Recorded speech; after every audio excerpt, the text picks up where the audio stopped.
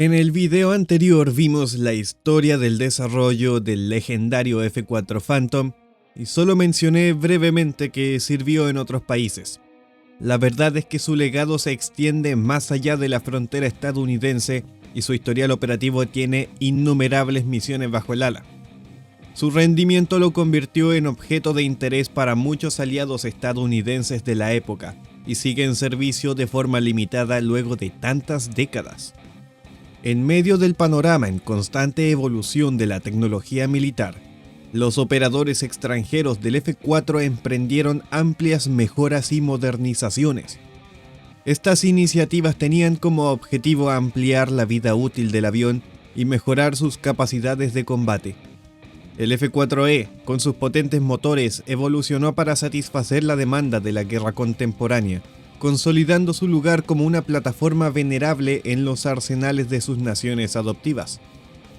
El servicio del F-4 Phantom no fue simplemente un capítulo de la historia de la aviación militar, sino una saga que se desarrolló a través de continentes y a través de los pasillos del poder geopolítico. Su adaptabilidad, longevidad y destreza en combate grabaron al Phantom en la memoria colectiva de las naciones que lo volaron, dejando un legado perdurable en los cielos que una vez dominó, apareciendo en el vocabulario de gente que tampoco está completamente inmersa en la temática militar. La primera nación en recibir al F-4E fue Israel, que lo redesignó como el Qurnas.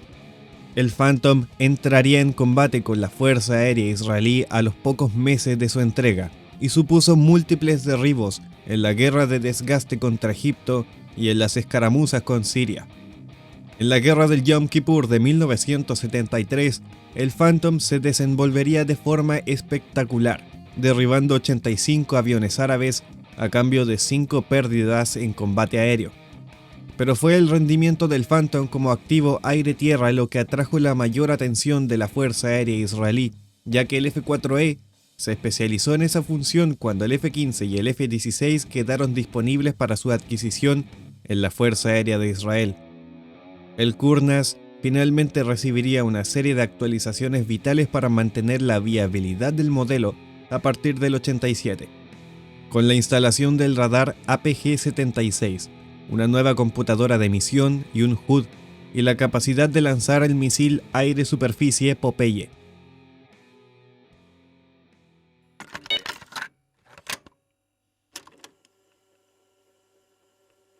Australia sería el segundo cliente importador del F-4E, pero solo por un tiempo limitado. Los Estados Unidos proporcionaron 24 aviones a la RAF en régimen de arrendamiento como medida provisional debido a los retrasos en las entregas del F-111C. El F-4E operaría en servicio con Australia durante solamente 3 años, desde septiembre de 1970 hasta el 73.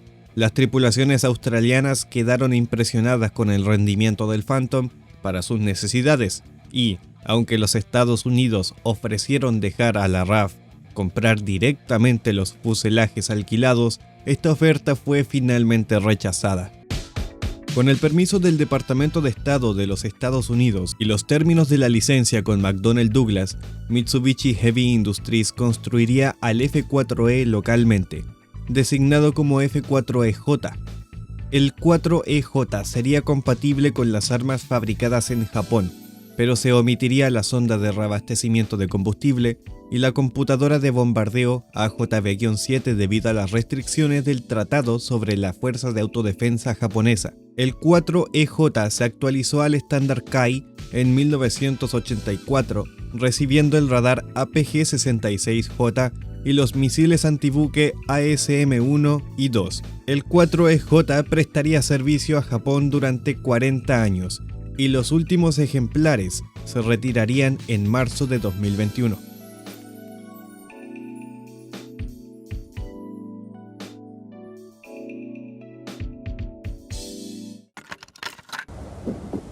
Iranian Phantoms hit back. Iraq had tried to copy the blitzkrieg tactics which won Israel the Six-Day War by smashing the Iranian Air Force on the ground, but either they missed or their bombs failed. La Fuerza Aérea iraní recibió por primera vez al F-4E en el año 1971 y recibió 177 fuselajes en varios lotes entregados a fines de la década de 1970. Después de la revolución iraní, los F-4E se utilizaron ampliamente y obtuvieron numerosos éxitos contra las fuerzas de Saddam Hussein. El primer ataque a la planta nuclear de Osirak en septiembre de 1980 fue realizado por 4 F-4E que dañaron al reactor y las instalaciones de control. Este ataque se adelantó al más famoso ataque de la Fuerza Aérea Israelí a la misma instalación que la destruyó de manera permanente. De manera similar, en abril de 1981, los F-4E fueron el avión de ataque principal durante el ataque a los 3 aeródromos del complejo H-3 en el oeste de Irak. En el canal tengo una serie dedicada a la guerra de Irán-Irak, detallando las proezas de la Fuerza Aérea iraní en dicho conflicto con alta participación del Phantom. El conflicto con Irak tuvo un costo sustancial tanto para las estructuras de los aviones como para las tripulaciones, y los embargos de arma occidental limitaron severamente la capacidad de la Fuerza Aérea iraní para mantener al Phantom de manera efectiva. Al final de la guerra, incluso las estimaciones locales situaban el número de F-4 disponibles en condiciones de volar por debajo de las 4 docenas. Si bien la industria local intentó revitalizar al Phantom tras el conflicto, las evaluaciones actuales sitúan su fuerza total de F-4 cerca de los 60, entre los F-4D, F-4E y RF-4E restantes. Las entregas iniciales de F-4E de la Fuerza Aérea Helénica comenzaron en 1974 y las entregas anuales se detuvieron debido a la política en 1981. La fuerza combinada de Phantoms alcanzó un máximo de 121 fuselajes comprados de F-4E y RF-4E, con existencias de refuerzo de antiguos aviones de la USAF que elevaron esa cifra a su valor final posterior a Tormenta del Desierto. Las mejoras realizadas por DASA, la compañía aeroespacial alemana, a los Phantoms griegos han sido extensas y se construyeron en torno a un modelo similar al F-4F ICE de la Luftwaffe. En particular, el F-4E de la Fuerza Aérea Helénica ha recibido el APG-65 para lanzar AMRAAM, incluido un bus digital de reemplazo, HUD y compatibilidad con el pod designador Lightning. Los Phantom de la Fuerza Aérea Helénica también han recibido mejoras específicas en función de sus funciones previstas en el escuadrón, con reemplazo de navegación inercial e inclusión de GPS para aquellos que se especializan en el papel aire-superficie. Grecia mantiene actualmente más de 30 Phantom en servicio activo. El servicio del Phantom en Turquía ha sido extenso, con más de 160 F-4E adquiridos, junto con más de 60 RF-4E adicionales, a partir de 1974. Las entregas de Phantoms han sido tanto de nueva construcción como de fuselajes usados por la USAF, y a mediados de los 90 se recurrió a la industria aeroespacial para que los trajera a una modernización en un estándar útil para el nuevo siglo. Basado en un programa de actualización propuesto para la Fuerza Aérea Israelí, el F-4E Terminator 2020 eliminó más de 1.600 libras de exceso de peso de la aeronave mediante reemplazos del cableado y el sistema hidráulico. Integró el radar israelí ELTA M2032, una implementación completa de JOTAS, MFD, un verdadero HUD y amplias actualizaciones de los sistemas de armas con integración del misil Popeye, GBUs, así como el pod de designación Lightning II. La Fuerza Aérea Turca tiene la intención de mantener las 30 aeronaves restantes en servicio hasta mediados de la década de 2030. Hier sollen sie landen, auf der Autobahn.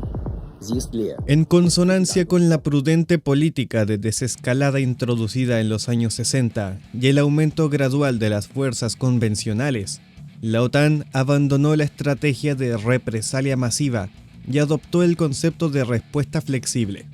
Como consecuencia, esto dio lugar a la necesidad de aumentar las capacidades convencionales de la Fuerza Aérea Alemana. Para ello se tomó la decisión de sustituir al F-104G Starfighter en las funciones de reconocimiento y superioridad aérea y complementar al Fiat G91 y el F-104G en las funciones de apoyo aéreo cercano y ataque terrestre con las versiones RF-4E y F-4F del Phantom II. Entre 1971 y 1976, la Fuerza Aérea Alemana adquirió 263 Phantoms. De ellos, 88 eran versiones RF-4E y 175 F-4F, que en conjunto equiparon a 6 alas de caza bombardero y reconocimiento. Durante un tiempo considerable, estas alas constituyeron la columna vertebral de las Fuerzas Armadas alemanas para el reconocimiento aéreo, el ataque terrestre convencional y la defensa aérea. Con el Phantom II de la Fuerza Aérea Alemana, se introdujo por primera vez un avión de combate que requería una tripulación de 2 personas. Aunque existían versiones biplaza de los predecesores, eran muy pocas y se usaban exclusivamente para fines de entrenamiento. En cambio, en el Phantom, el piloto y el oficial de sistemas de armas, o WISO, formaban un equipo. Se repartían las tareas en la cabina. El piloto tenía la responsabilidad general de la misión, dirigía y controlaba el avión. El WISO operaba la aviónica para la navegación y el uso de armas. Apoyaba al piloto en la guerra electrónica y durante las operaciones de combate aéreo y en los procedimientos normales y de emergencia. Solo cuando el equipo piloto WISO funcionó perfectamente, el avión fue capaz de funcionar de manera óptima como sistema de armas. En 1994, la misión de reconocimiento del RF-4E fue asumida por el Panavia Tornado, un biplaza como el Phantom. Y a partir del año 2004, los F-4F Phantom restantes fueron reemplazados por el Eurofighter Typhoon, un avión de combate monoplaza. El último Phantom abandonó a la Fuerza Aérea Alemana el 13 de junio de 2013. Así, después de más de 40 años, el F-4F Phantom fue reemplazado completamente por el Eurofighter. Hace más de medio siglo que Corea del Sur se convirtió en operador del Phantom. En total, Corea del Sur operó 187 aeronaves en 3 versiones. La ROCAF recibió inicialmente 18 de la versión F-4D, pagadas con $64 millones en ayuda militar especial proporcionada por el gobierno de los Estados Unidos. El entrenamiento para la tripulación y el personal de mantenimiento comenzó en la base aérea Davis Monthan, Arizona, en 1968. Los primeros 6 de estos F-4D llegaron a la base aérea de Daegu el 29 de agosto de 1969, después de un vuelo en ferry a través del Pacífico que los había llevado a alrededor de 7.500 millas desde la base aérea de McClellan, California, a través de paradas de reabastecimiento de combustible en Hawái, Guam y Okinawa. El primer escuadrón Phantom de la ROCAF, el 151, se estableció formalmente en Daegu el 23 de septiembre de 1969, seguidos de varios escuadrones de cazas, convirtiendo a Daegu en la base principal del Phantom surcoreano. Corea del Sur atribuye al Phantom el mérito de haberle dado la vuelta a la situación a la Fuerza Aérea Popular de Corea, que en ese momento tenía aproximadamente el doble de tamaño que la ROCAF y operaba el potente MiG-21. No pasó mucho tiempo antes de que el Phantom también estuviera involucrado en escaramuzas con Corea del Norte. El 1 de junio de 1971, un barco espía norcoreano apareció frente a la costa de la isla de Soeguksan, y la ROCAF y la Armada de la República de Corea llevaron a cabo una operación conjunta de contraespionaje. El buque norcoreano lanzó fuego antiaéreo antes de ser destruido por los F-4D. Un avance importante se produjo con la introducción de la versión F-4E el 20 de septiembre de 1977, que ofrecía capacidades mejoradas aire-aire y aire-tierra. Fue un F-4E el que estuvo en el centro de otro incidente significativo que involucró a Corea del Norte. El 25 de febrero de 1983, cuando el capitán de la fuerza norcoreana Lee Un-pyong desertó al sur en su MiG-19, un Phantom despegó e interceptó al piloto norcoreano sobre la isla de Yeonpyeong antes de guiarlo a un aterrizaje seguro en la base aérea de Suwon. Otras intercepciones notables involucraron varios activos militares soviéticos que fueron monitoreados de cerca por los Phantom de la ROCAF.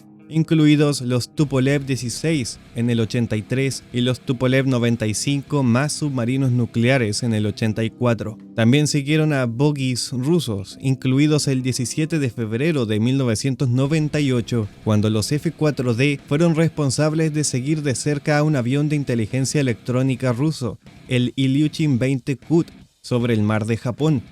Seúl acusó al avión ruso de violar el espacio aéreo surcoreano. A pesar de las iniciativas para prolongar la vida útil que incluyen el fortalecimiento de la estructura del avión, lo que permite que el F-4 superara con creces la vida útil original de 4.000 horas, el tiempo ha alcanzado al Phantom surcoreano.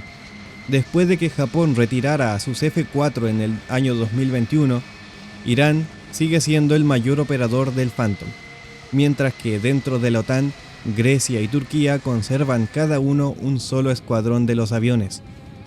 Entonces, como podrán ver, el Phantom tiene un legado de ultramar, casi global, participando activamente en casi todos los países que lo operaron. Pero vamos a dar una vuelta de nuevo a Norteamérica, o más bien vamos a dar una vuelta a Vietnam, porque vamos a ver cómo fue el rendimiento del Phantom y qué historias salieron de su legendaria participación en la Guerra de Vietnam.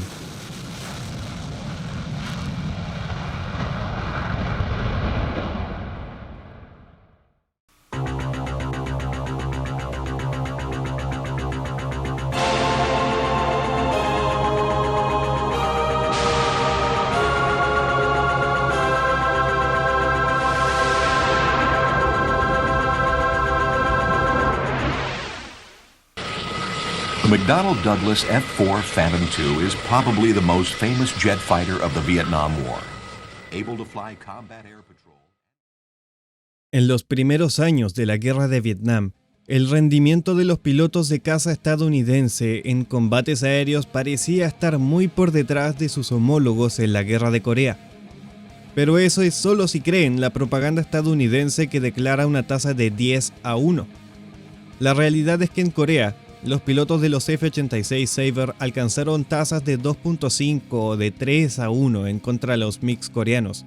Esto sí variaba, dependiendo de si el piloto era coreano, chino o soviético, en ese orden de dificultad.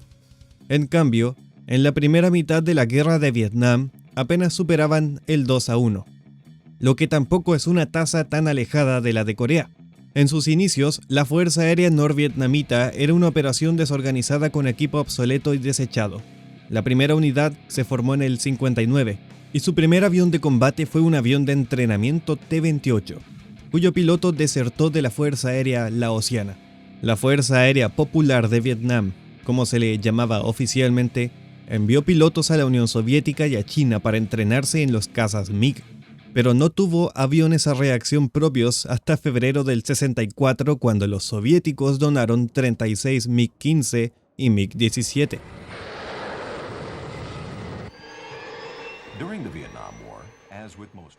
Por razones de seguridad, los MiG se basaron al otro lado de la frontera, en el sur de China, y no se desplegaron en la base aérea Fujian, cerca de Hanoi, hasta agosto de 1964, después de la concentración de fuerzas estadounidenses en el sudeste asiático, tras un ataque a barcos estadounidenses en el Golfo de Tonkin. La Fuerza Aérea Vietnamita no obtendría sus primeros MiG-21 sino hasta noviembre del 65, y los MiG-15 y 17 no eran considerados una amenaza real para los cazas estadounidenses de último modelo. Pero el 3 de abril de 1965, una pareja de MiG-17 se abalanzó sobre un vuelo de ataque de la Marina, al sur de Hanoi, y acribilló a los cazabombarderos F-8E Crusader con sus cañones de 23 milímetros. Los norvietnamitas creyeron, erróneamente, que habían destruido a 2 Crusader. De hecho, solo infligieron daños significativos a uno de ellos. Sin embargo, tuvieron mejor suerte al día siguiente. El 4 de abril, en las primeras victorias aéreas confirmadas para ambos bandos, los MiG-17 derribaron 2 F-105 de la Fuerza Aérea estadounidense que estaban atacando el puente Dragon's Jaw en Tan Hoa. Los MiG entraron a través de una espesa capa de neblina eludiendo a los F-100 que realizaban una patrulla aérea de protección. Los F-105 que llevaban pesadas cargas de bombas no pudieron reaccionar.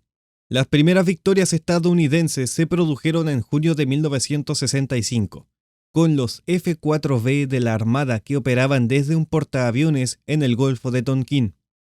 Las primeras victorias de la Fuerza Aérea no se produjeron hasta el 10 de julio, cuando los F-4C, que volaban desde la base aérea de Ubon en Tailandia, derribaron a 2 MiG-17.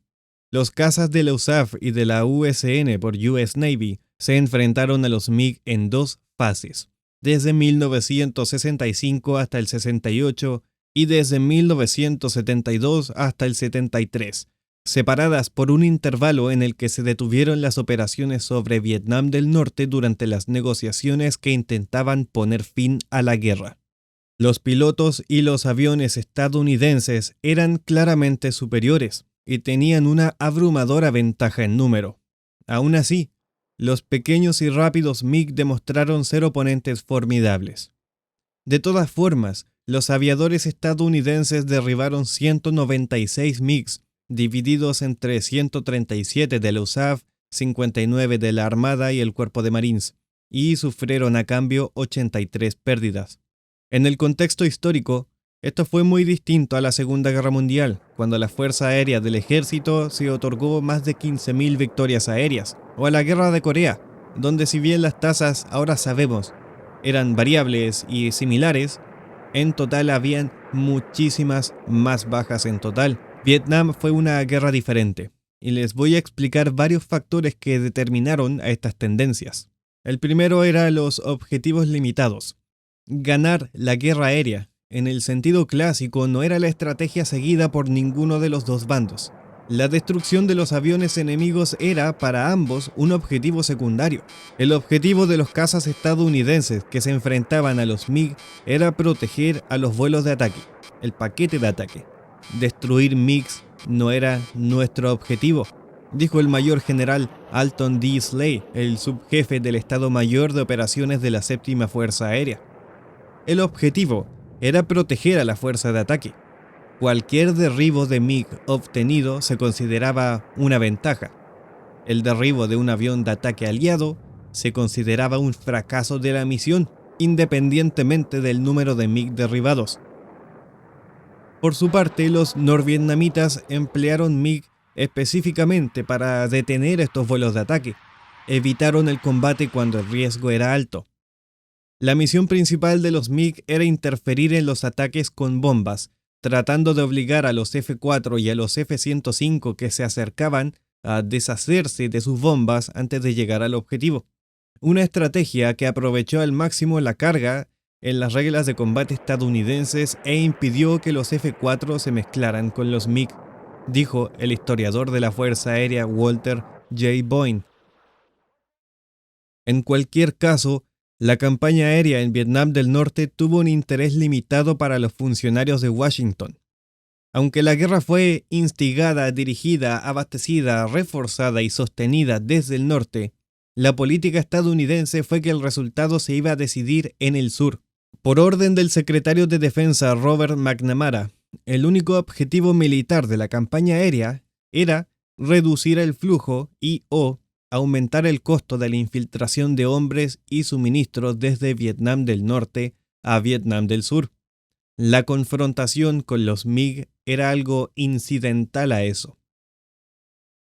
Los norvietnamitas obtuvieron ventajas adicionales de los santuarios y las reglas de combate creadas por la política estadounidense. Los ataques estaban prohibidos en grandes áreas alrededor de Hanoi y Haiphong.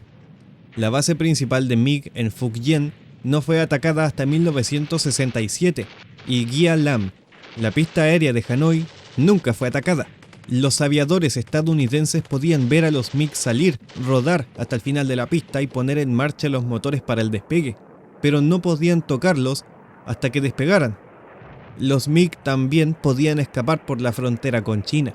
Se requería la identificación visual de los aviones enemigos en lugar de utilizar el radar para la adquisición de objetivos y el disparo de misiles de largo alcance antes de que los MiG pudieran atacar.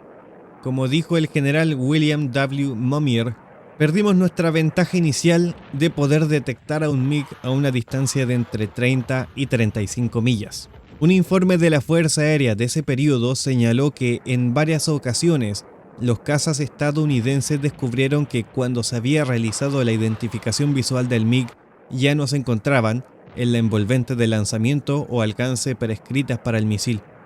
El enfrentamiento se convertía entonces en un encuentro de maniobras de corto alcance, la dogfight, lo que agravó aún más el problema del lanzamiento preciso del misil. Los MiG monomotores tenían la mitad del tamaño del F-4 y eran más ágiles. El MiG-17, una versión avanzada del MiG-15 de la Guerra de Corea, ya no era el mejor avión de combate, pero se desempeñaba bien como interceptor. El MiG-21 era el mejor caza de Vietnam del Norte y estaba muy cerca en cuanto a capacidades competitivas con el F-4. Sin embargo, no era un mejor avión. Los norvietnamitas compensaban sus vulnerabilidades eligiendo el momento de luchar. Los pilotos de MiG solo atacaban en circunstancias ideales, como cuando los aviones del USAF estaban cargados de bomba, tenían poco combustible o estaban dañados. Los MiG, pequeños y difíciles de ver, normalmente utilizaban ataques de una pasada a gran velocidad y luego escapaban a un santuario.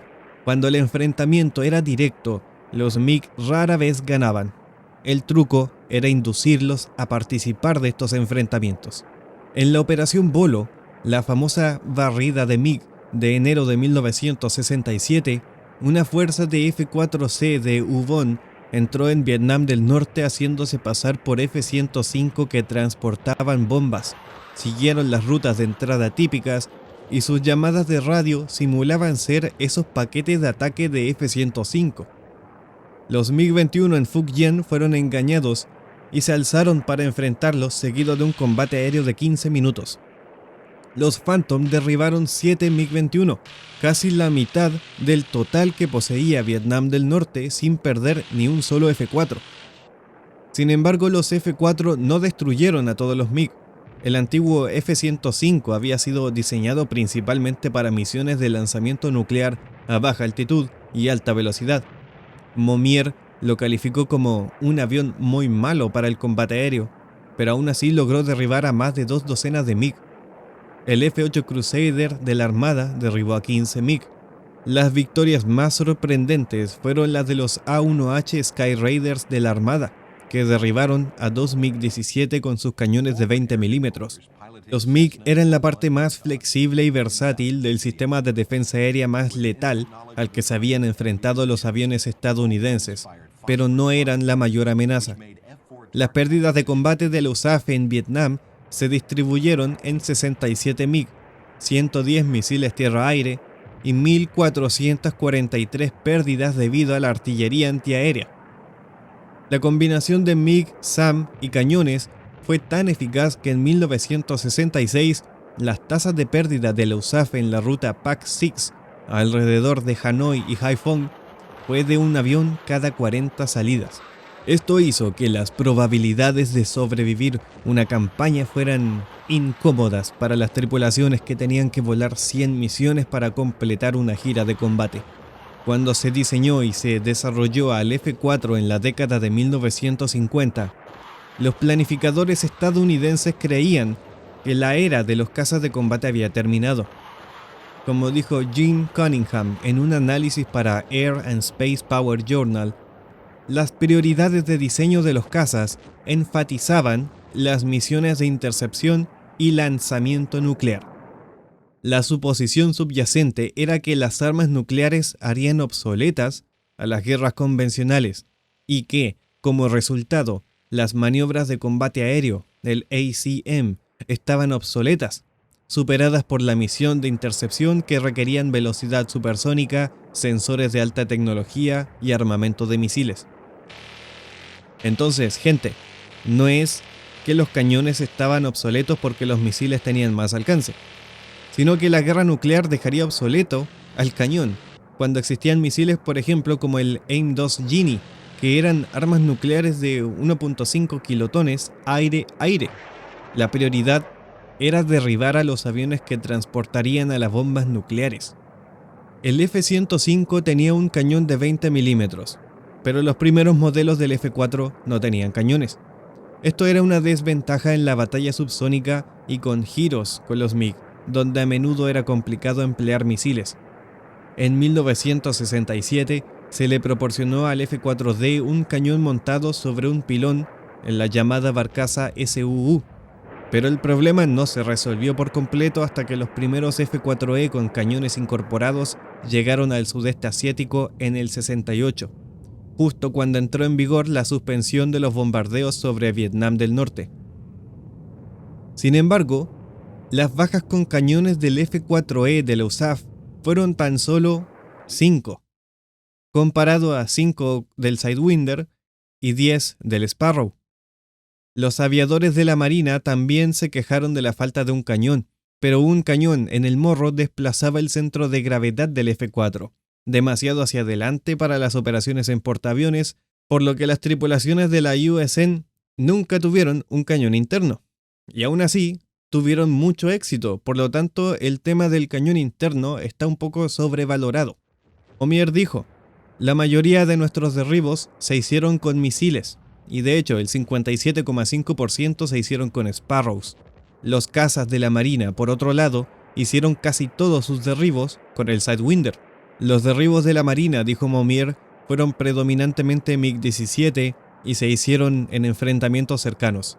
Tales enfrentamientos requerían el empleo más frecuente de armas de corto alcance.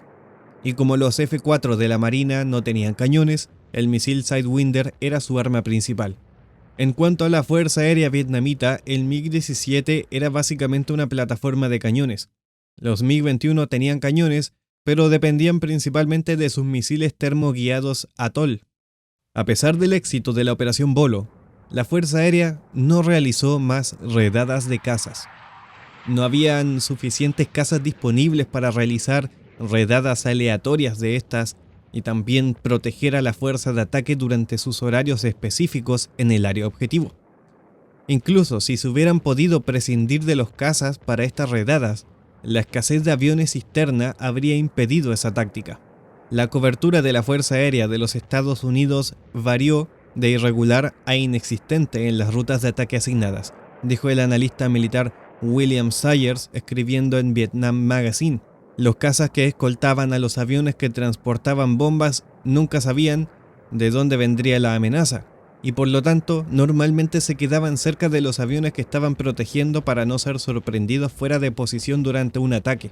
Como resultado, los aviones de la Fuerza Aérea generalmente entraban en combate desde una postura defensiva y reactiva. Los informes posteriores a la acción encontraron que el 65% de las pérdidas de la Fuerza Aérea fueron sufridas por aviones que luchaban desde una postura defensiva, lo que requería que un caza bajo ataque cambiara de posición para conseguir un derribo, una maniobra muy difícil de hacer. El sistema de defensa aérea norvietnamita contaba con más de 200 radares que proporcionaban advertencia y orientación a los MiG, a los SAM y a los cañones. Los MiG-21 operaban bajo un estricto control terrestre, dijo el historiador Boyne. Por lo general, buscaban acechar a las formaciones estadounidenses desde la retaguardia disparando un misil y luego retirándose. En un momento dado de 1967, Momier creyó que la amenaza de los MiG había sido neutralizada. La flota de cazas norvietnamita estaba formada por 40 cazas, de los cuales solo 12 eran MiG-21. Sin embargo, las pérdidas pronto fueron compensadas por los soviéticos y los chinos. Cuando la guerra aérea se reanudó en 1972, después de la suspensión de los bombardeos, el total de MiG de la Fuerza Aérea Vietnamita ascendía a 206, un récord histórico. En el recuento final de victorias y pérdidas de combate aéreo, los cazas estadounidenses en batalla con los MiG lograron una tasa de 2.36 a 1. Más de 2/3 de los MiG fueron derribados por la Fuerza Aérea, pero la tasa de intercambio de muerte y baja de 2,04 de la USAF no era tan buena como la de la Armada, que era de 3,68. Varios factores contribuyeron a esta diferencia entre la USAF y la Armada. Los aviadores de la Armada, que despegaban desde portaaviones en el Golfo de Tonkin, entraban en Vietnam de espaldas al mar, y con la amenaza de los MiG por lo tanto frente a ellos. Esto limitó la oportunidad de que los MiG usaran su táctica favorita de ataque sorpresa desde la retaguardia. No solamente eso, la gran mayoría de los encuentros de la USAF eran con MiG-21. Aproximadamente la mitad de los enfrentamientos de la Armada fueron contra MiG-17 y MiG-19. Además, muchos de los objetivos de la Armada estaban cerca de la costa y no requerían pasar mucho tiempo en territorio enemigo.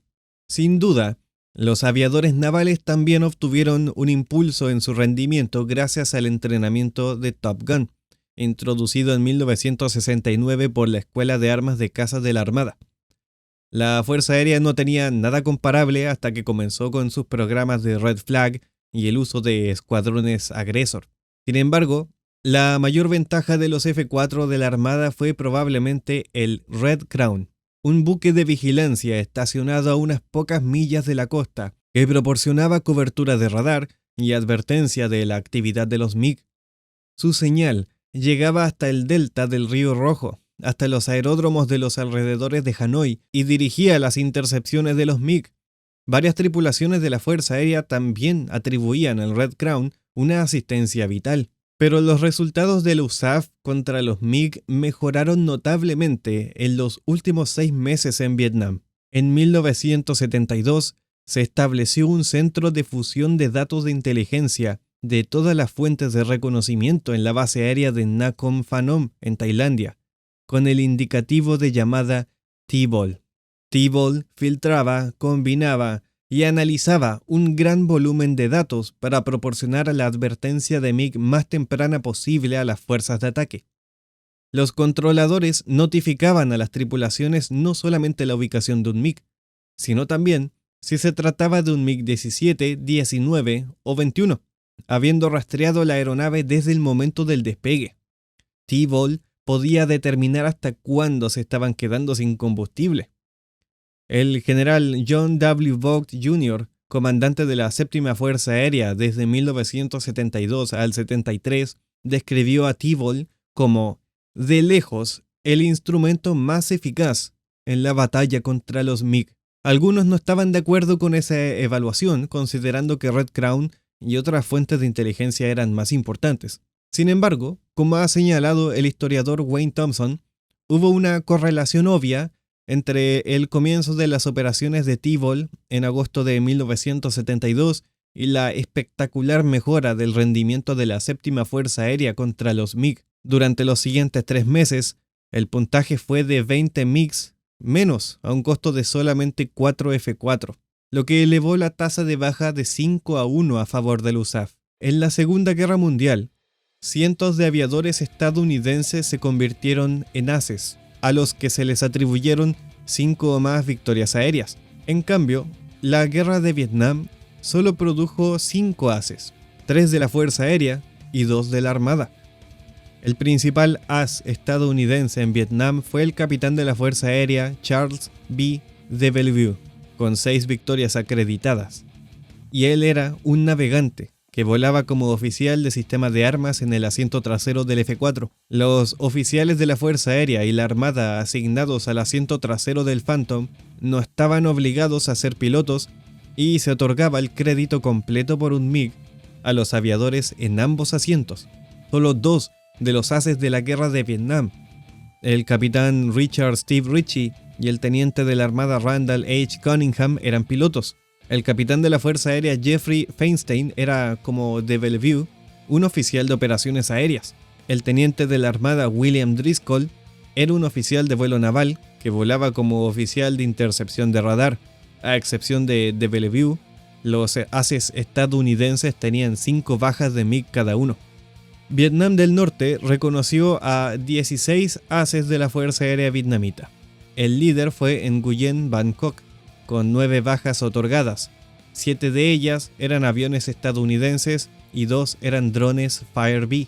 13 de los ases norvietnamitas volaron el MiG-21 y 3 volaron el MiG-17. No hubo ases de MiG-19. En un contexto amplio, los cazas estadounidenses en Vietnam tuvieron éxito en sus objetivos aire-aire y los MiG no. De principio a fin, desde la operación Rolling Thunder, al principio de la guerra hasta Linebacker en el final, las fuerzas de ataque lograron llegar a sus objetivos. Los MiG Por más que lo intentaron y a pesar de periodos ocasionales de éxito, no pudieron detenerlos. El F-4 Phantom fue el caza de superioridad aérea estadounidense dominante en la guerra de Vietnam.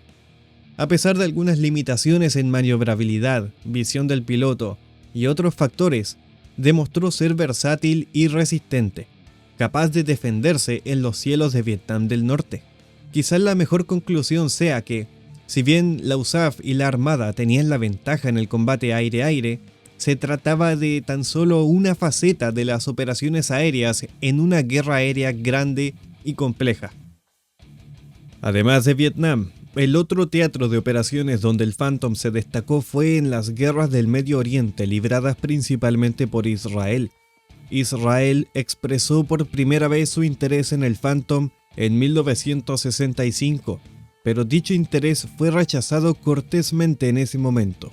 Sin embargo, las pérdidas durante la Guerra de los 6 días de 1967, la imposición de un embargo de armas a Israel por parte de Francia y el flujo de armas del bloque soviético a los enemigos de Israel hicieron que el Departamento de Estado de los Estados Unidos cambiara de opinión. El 7 de enero de 1968, el presidente Lyndon Johnson dio su aprobación a la venta de Phantoms a Israel. No pasaría mucho tiempo antes de que los Phantoms israelíes entraran en acción. Esto fue en la Guerra de Desgaste no declarada de 1969 a 1971 entre Egipto e Israel, por los emplazamientos de misiles antiaéreos cerca del Canal de Suez. El 22 de octubre de 1969, los Phantoms de la Fuerza Aérea Israelí comenzaron a atacar los emplazamientos de misiles antiaéreos egipcios situados al oeste del Canal del Suez. Un F-4E israelí se adjudicó su primer derribo el 11 de noviembre con un MiG-21 egipcio, pero el 2 de abril de 1970, un F-4 fue derribado por un MiG. Los misiles operados por los egipcios eran de la variedad SA-2 Guideline, que ya había sido encontrada por los Estados Unidos en Vietnam. A principios de enero de 1970, Israel recibió de los Estados Unidos un equipo electrónico avanzado que les permitió derrotar a los misiles SA-2 egipcios. Con este equipo, los aviones israelíes ahora tendrían una advertencia de cuando el radar del SA-2 los fijaba. Posteriormente, los Phantom realizaron con éxito varias misiones de ataque a tierra.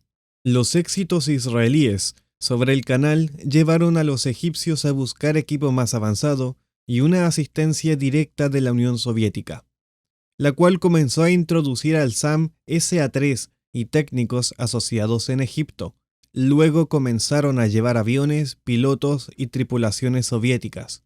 En abril comenzarían enfrentamientos entre los MiG-21 piloteados por soviéticos y egiptos y los Phantoms israelíes con victorias y derrotas, como el derribo de un F-4E el 2 de abril por parte de un MiG-21 soviético. En marzo, Egipto comenzó a mover gradualmente sus redes de misiles SAM hacia el Canal de Suez.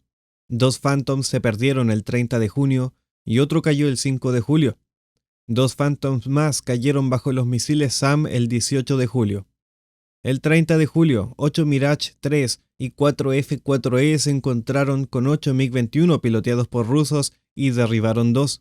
Algunas fuentes dicen que fueron 4. Un alto al fuego puso fin a la Guerra de Desgaste el 7 de agosto de 1970. Sin embargo, para entonces, los egipcios tenían un total de 16 complejos de misiles operativos en funcionamiento. En un mes, se instalaron 45 nuevos emplazamientos, varios de los cuales estaban muy cerca del canal, lo que ponía en peligro a los aviones israelíes que volaban sobre la orilla oriental del canal. Durante 1971 se entregaron a Israel 24 aviones F-4E ex-USAF en el marco de las operaciones Peace Echo II y III. Luego llegarían varios aviones de reconocimiento fotográfico no armados como el RF-4E y más fuselajes de F-4E. El 9 de septiembre de 1972, 2 Sukhoi 7 sirios fueron derribados sobre los altos del Golán. 4 MiG-21 sirios fueron derribados el 8 de enero del 73. El 21 de febrero, un par de F-4E derribaron un Boeing 727 de la compañía Arab Airlines Libya que se había extraviado sobre el Sinaí y se había negado a aterrizar, y otro MiG-21 sirio que fue derribado el 13 de septiembre de 1973. En el momento del estallido de la guerra de Yom Kippur en octubre de 1973, 122 F-4E y 6 RF-4E estaban en servicio en la Fuerza Aérea Israelí. En ese momento, Israel había perdido al menos 8 Phantoms en varias batallas con fuerzas egipcias, y probablemente 2 de ellos habían sido derribados por MiG-21. A cambio, los Phantom habían destruido 11 aviones enemigos. La guerra de Yom Kippur comenzó el sábado 6 de octubre de 1973, con un ataque de los MiG-17 sirios a posiciones israelíes en los altos del Golán, seguido de un asalto de 700 tanques sirios. Simultáneamente, las fuerzas egipcias lanzaron un asalto a través del Canal del Suez. Se logró una sorpresa total e Israel se enfrentó de repente a la mayor amenaza a su existencia desde la Guerra de la Independencia de 1948. En el ataque inicial egipcio el 6 de octubre de 1973, un par de Phantoms pudieron despegar y derribar 7 aviones enemigos. Ese mismo día, los Phantom interceptaron helicópteros Mi-8 que intentaban desembarcar comandos en el Sinaí y destruyeron a 5 de ellos. El 7 de octubre los Phantoms lanzaron un ataque contra los sitios de misiles antiaéreos sirios, pero las fuerzas sirias ahora estaban equipadas con el nuevo misil tierra-aire móvil SA-6 Gainful de fabricación soviética. Las fuerzas sirias también estaban equipadas con artillería antiaérea móvil controlada por radar, el ZSU-23 Chilka. Esta combinación del SA-6 y el ZSU resultó mortal. No menos de 6 Phantom y 30 A-4 Skyhawks se perdieron tan solo ese día. Muy pocos de sus pilotos lograron escapar en paracaídas, y en un momento dado, los israelíes estaban perdiendo 3 de cada 5 aviones que enviaban sobre el Golán. Estas pérdidas eran claramente insoportables, y el jefe de Estado Mayor, el Nasser, se vio obligado a abandonar temporalmente los ataques aéreos sobre el Golán a media tarde. El SA-6 fue una sorpresa desagradable para los israelíes. Las contramedidas electrónicas habían sido diseñadas para contrarrestar a los misiles guiados por radar del SA-2 y del SA-3 que habían encontrado los estadounidenses en Vietnam, pero estas técnicas eran inútiles contra el nuevo SA-6. En el canal tengo un video dedicado a dicho sistema y también del ZSU. La primera parte del vuelo del SA-6 se guiaba por radar, pero el radar Straight Flush operaba en un ancho de banda mucho más amplio que el de los misiles soviéticos anteriores. El radar operaba en 3 frecuencias distintas durante la búsqueda, la adquisición, el seguimiento y la guía. Antes de que comenzara la guerra, no se sabía lo suficiente sobre estas frecuencias ni sobre la capacidad del misil para cambiar de frecuencia durante el vuelo y así evitar transmisiones que lo interferían. El receptor de alerta de radar ALR-36 era de poca utilidad para captar estas señales de radar, ya que estas emisiones estaban fuera de la banda en la que estaba diseñado para operar. En consecuencia, a los aviones israelíes les resultaba muy difícil detectar el lanzamiento de un SA-6 y aún más difícil evadir el misil durante el vuelo. La solución al problema del SA-6 resultó ser encontrar una forma de detectar el lanzamiento. Se hicieron modificaciones apresuradas de los receptores de alerta de radar israelíes en el campo, con la ayuda de mucha gente en los Estados Unidos que se quemaban las pestañas tratando de encontrar una solución. Al tercer día de la guerra ya se encontraba en el campo un equipo que podía producir un chillido fiable en el auricular de un piloto, cada vez que se producía un lanzamiento de un SA-6 en su dirección. Si se podía detectar el lanzamiento, las maniobras evasivas violentas solían ser eficaces para desviarlo del objetivo. Después del tercer día de guerra, estas técnicas empezaron a funcionar y las pérdidas a causa del SA-6 comenzó a disminuir drásticamente. A mediados de octubre se habían perdido ya 37 Phantoms, la mayoría de ellos ante los SAMs y los AAA. Otros 6 Phantoms habían resultado tan gravemente dañados que tuvieron que ser dados de baja. Para compensar las pérdidas, el presidente Nixon aprobó una transferencia de emergencia a Israel de 36 F-4E de la USAF en el marco de la operación Nickel Grass. Desde los años 60 se rumorea constantemente que Israel posee armas nucleares. Tras el fin de la guerra, 24 F-4E ex-USAF y 24 nuevos F-4E fueron transferidos a Israel, además de 2 lotes de 6 aviones de reconocimiento desarmados RF-4E. Este programa se conoció como la Operación Peace Echo Quinta. El último Phantom fue entregado a Israel en noviembre de 1976. Tras el fin de la guerra de Yom Kippur, los Phantoms de la Fuerza Aérea Israelí estuvieron en uso constante contra objetivos guerrilleros en el Líbano en los combates esporádicos que llevaron a la participación israelí en la Guerra Civil del Líbano. Los Phantoms de la Fuerza Aérea Israelí participaron en muchas otras batallas, entre ellas la Operación Mole Cricket en junio de 1982, cuando las bases sirias de los SA-6 fueron destruidas por un ataque coordinado realizado por aviones y vehículos aéreos no tripulados. En ese momento, los nuevos F-15 Eagle y F-16 Fighting Falcon estaban reemplazando al Phantom en servicio de primera línea, por lo que los F-4 obtuvieron tan solo una victoria aérea en esa ocasión. Tras la introducción del F-15 y 16, el Phantom fue operado principalmente en el papel aire-tierra. La incursión israelí en el Líbano comenzó el 9 de junio de 1982 con un ataque a la red de defensa aérea siria en el valle de Bekaa. Los Phantoms armados con Mavericks, Shrikes y Standards atacaron los sitios SAM sirios mientras los F-15 y F-16 volaban en cobertura superior. El ataque fue un éxito devastador y la Fuerza Aérea Siria se vio obligada a lanzar más de 100 aviones en un vano intento de defender los sitios. Decenas de aviones sirios fueron derribados por los F-15 y F-16 sin que los israelíes sufrieran pérdidas. Desde la guerra del Líbano, siguieron realizando ataques contra objetivos de la guerrilla en el Líbano, sufriendo algunas pérdidas, como ocurrió el 24 de julio del 82 y el 16 de octubre del 86. La última pérdida se debió a la explosión accidental de una bomba al soltarse.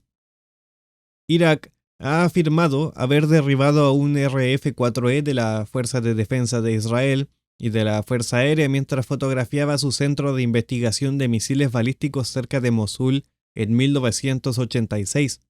Sin embargo, esta pérdida nunca ha sido confirmada por los israelíes. En definitiva, los Phantoms israelíes consiguieron un total de 116 victorias aire-aire entre el comienzo de la guerra de desgaste y las batallas del Valle de Bekaa. Israel ha admitido la pérdida de al menos 55 Phantoms en combate, la mayoría de ellos a causa de misiles SAM y AAA. 33 se perdieron solo en la guerra de Yom Kippur. En el apogeo del uso de Phantom durante la guerra de Yom Kippur, 5 escuadrones de la Fuerza Aérea estaban equipados con Phantom. En el año 2000, Israel todavía operaba unos 112 F-4E o Kurnas 2000, una modernización extensa del avión, además de 2 F-4E-S y 14 RF-4E, y un número desconocido se encontraba almacenado. Se creía que quedaban 3 escuadrones de Phantoms, el 119 Tayeset y el 201 Tayeset con base en Bacha 8 y el 142 Tayeset con base en Hatzerim. Los F-4E básicos sin modificar fueron retirados del servicio y ahora están todos almacenados, retirando al último de sus F-4 en el año 2004. Y con eso doy por terminado este extenso video hablando del legado, servicio extranjero y servicio operativo del Phantom. Ciertamente una máquina legendaria que dejó su huella y que a lo largo de los años y mediante constantes actualizaciones nunca se quedó realmente atrás. Siempre fue útil para cualquier operador que lo tuvo. Con eso me despido. De nuevo, agradezco a todos los miembros de Patreon, agradezco a los miembros de YouTube, que me apoyan y que obtienen estos videos de forma anticipada.